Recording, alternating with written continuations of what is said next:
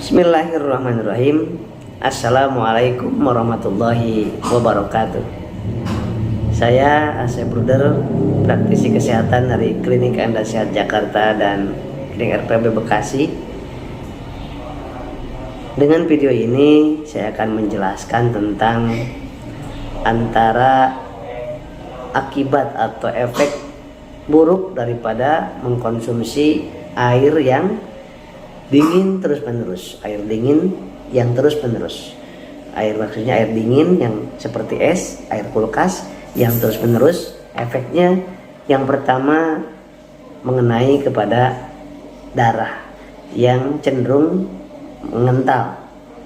Nah, kalau darah mengental otomatis ke kepala juga migrain, vertigo, ke jantung juga nggak nyaman, ya, ke tangan, ke kaki tidak lancar aliran darahnya.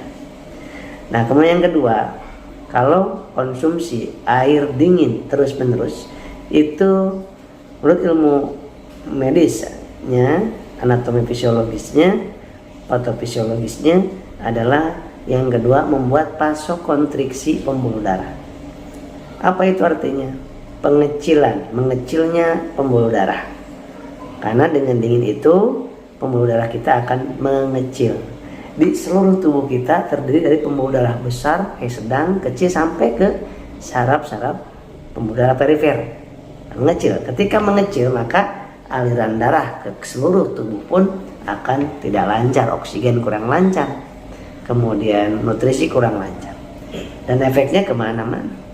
Yang ketiga, menyebabkan spasme otot-otot di seluruh tubuh, termasuk di usus halus, usus besar, di lambung.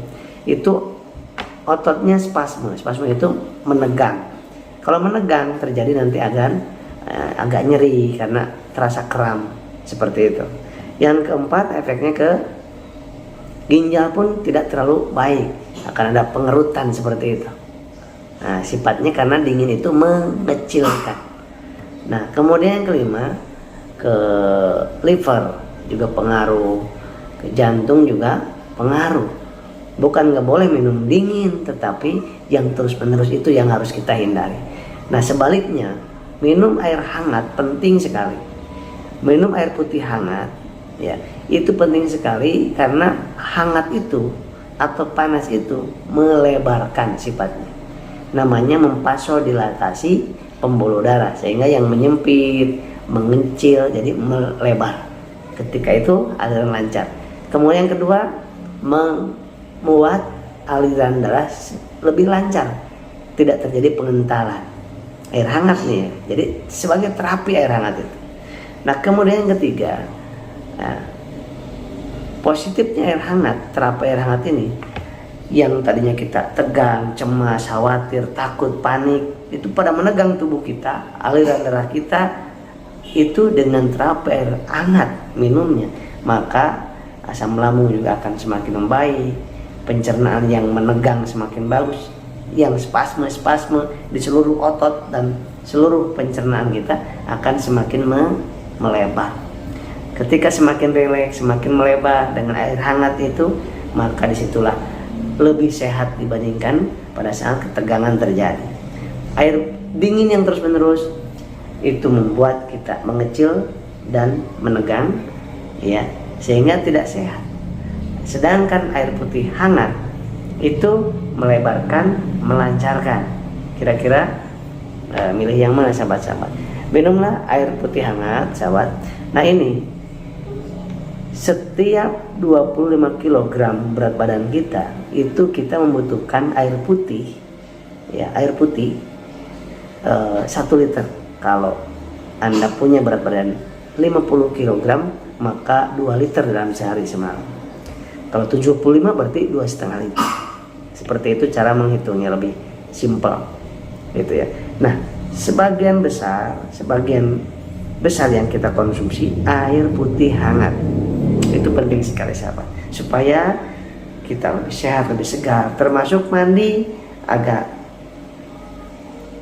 bagus juga itu dengan terapi hangat, supaya pori-pori yang melebar. Kemudian dibantu dengan gerak. Jangan sampai kita di rumah pakai AC, di kantor AC, di perjalanan di mobil AC, sementara kita jarang bergerak, berarti jarang keluar keringat. Dan keringat itu salah satunya cara ekskresi, ya, mengekskresi toksin ataupun racun-racun yang ada dalam tubuh kita. Jadi kita wajibkan diri kita untuk berkeringat, ya, berkeringat setiap hari, harus ada keringat yang keluar. Nah, seperti itu. Nah, oleh sebab itu di video ini pentingnya terapi minum air hangat. Nggak usah mahal-mahal sahabat, tapi menyehatkan gitu. Kemudian kalau minumnya air dingin yang terus-menerus, air putih pakai es, segala pakai es, itu kalau terus-menerus itu luar biasanya.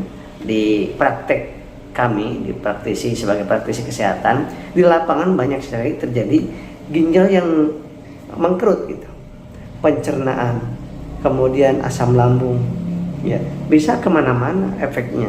Oleh sebab itu, mumpung sekarang belum terlambat, murah meriah, yaitu terapi minum air putih hangat. Teh manis boleh nggak? Boleh, sekali-kali teh manis hangat boleh, ya, kecuali ada pengecualian yang dia glukosa tingginya, itu kecuali, tapi bukan nggak boleh, sekali-kali masih boleh, silakan.